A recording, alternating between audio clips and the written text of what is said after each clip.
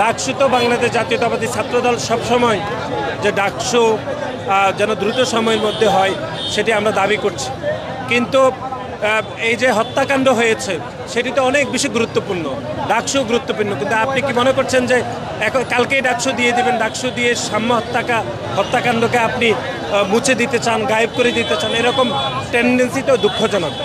ডাকসুর বিষয়ে রূপরেখা বিশ্ববিদ্যালয় দিয়েছে, আমরা ইতিবাচকভাবে আলাপ আলোচনা করছি। আমরা মনে করছি যে ডাকসু অতি দ্রুত সময়ের মধ্যে হবে, কিন্তু এই যে দুটি হত্যাকাণ্ড হয়েছে, বেসরকারি বিশ্ববিদ্যালয়ে পারভেজ হত্যাকাণ্ড হয়েছে এবং অনেকগুলো বিশ্ববিদ্যালয়ে এক ধরনের অস্থিরতা চলছে, সুতরাং এটিও তো খুব দ্রুত সময়ের মধ্যে ঠিক হওয়া উচিত বলে আমরা মনে করছি। এবং এই যে ডাকসু কালকেই ডাকসু করতে হবে, যে সাম্য হত্যাকারীদের বিচার প্রক্রিয়া বিলম্বিত করতে হবে, এরকম ন্যারেটিভ দাঁড় করানো দুঃখজনক মনে করছি।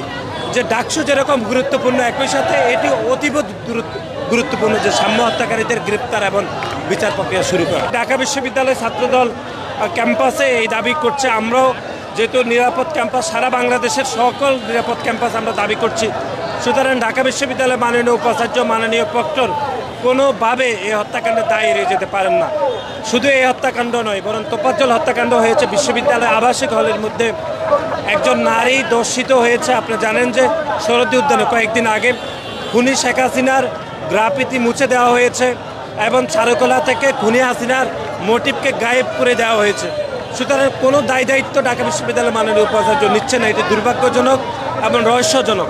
আমরা মনে করছি এই প্রতিটি দায় যদি এড়িয়ে যায় তাহলে এরকম ঘটনা কিন্তু আবার ঘটতে থাকবে। সুতরাং বিসিকে এবং প্রক্টরকে অবশ্যই দায়ী নিতেই হবে বলে আমরা মনে করছি।